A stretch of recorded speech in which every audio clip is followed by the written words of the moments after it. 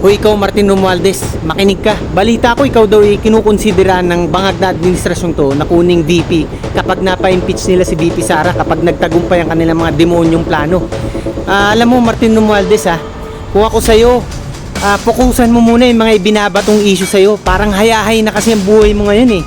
Nananahimik ka, nagpapakasaya, samantalang yung mga sangkot sa flood control, lalo na nung term mo as House Speaker, no?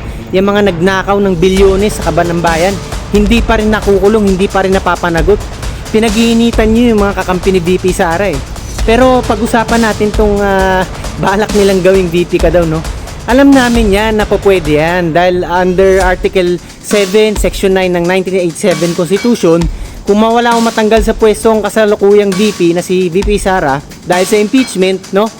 Pwede kang gawing VP. Pwede kayo nominate ni Pangulong Marcos. At pagbobotohan pa yan ng Senado at Kongreso, huwag ka masyado excited, Martin, ha?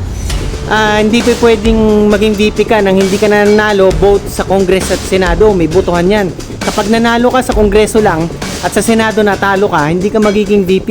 Kaya huwag ka munang magpista dyan at huwag kang tuwan-tuwa, ha? Pero Martin Romualdez, mabanggit ko na sa'yo, ha? Paalala ko sa'yo na huwag kang magyayabang masyado na napaunlad mo ang Tacloban. Dahil dyan, napakarami pa rin mga kapalpakan sa ilang dekada ng pamumuno ng mga Romualdez dyan. Hindi talaga napaasenso ng todo. Kita nyo hanggang ngayon sa Northern Tacloban lalo na, ang dami pa rin mga brownout, ang daming kawalan ng tubig, no? Pati basura, problema din. Napaka inefficient ng pamamahala dyan. At pati yung mga biktima ng Yolanda, hindi pa rin talaga nakapamuhay ng maayos ngayon. Yung iba hindi pa rin nare-relocate dahil nga hindi pa rin daw sila nabibigyan nung pondo na dapat inaalat sa mga biktima nun. Yan ang mga nasa ulat. Tapos yung mga kinakaharap mong mga issue na ibinabato sa'yo, ha? Yung mga questionabling mga yaman mo, mga properties. May mansion ka pa daw sa Amerika, property sa Amerika, na yung iba pinapangalan mo daw sa fraternity brother mo, no? Yung bilyones na halaga mahigit ng mansion dun sa Forbes Park. Grabe ka talaga naman Martin Romualdez, sagutin mo naman yan, ha? Kasi kung talagang wala kang ginagawa dyan o malinis ang konsensya mo, dapat ikaw mismo mag-volunteer ka sumailalim sa isang masusing investigasyon. Hindi yung hihintayin mo pa na talagang pitpiting ka ng mga kasamaan mo sa Kongreso, no? O ng administrasyong bangag nga, pinsan mo nga ang presidente. Hindi naman po pwedeng kami maghihintay na lang kami hanggang mamuti ang mata namin, tapos wala namang mangyayari hanggang mag 2028 na hindi pa rin nakukulong yung mga may sala dyan sa flood control scandal.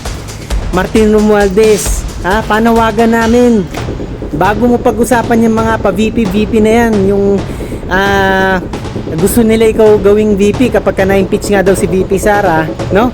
Ang pagtuunan mong pansin yung mga nangyaring mga anomalya at mga kapalpakan nung ikaw ang House Speaker, ha? Naniniwala kami na malakas pa rin ang impluensya mo dyan eh, no? Tapos may parigodon-rigodon pa kayong nalalaman ng 2025, isa pa to, ha? Na kunwari si Bo GD ang gagawing House Speaker. Yan ang strategiya ng bangag na administrasyong to eh, no? Diyan sila magaling sa mga pagpapanggap na ganyan, sa mga style na bulok, no?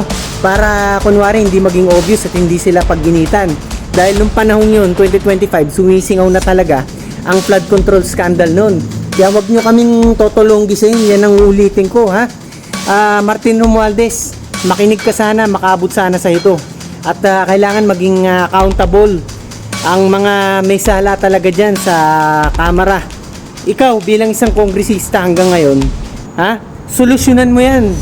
At nang patunayan mo yan, pagka nagawa mo yan, saka kami maniniwalang may kakayanan ka maging Vice President.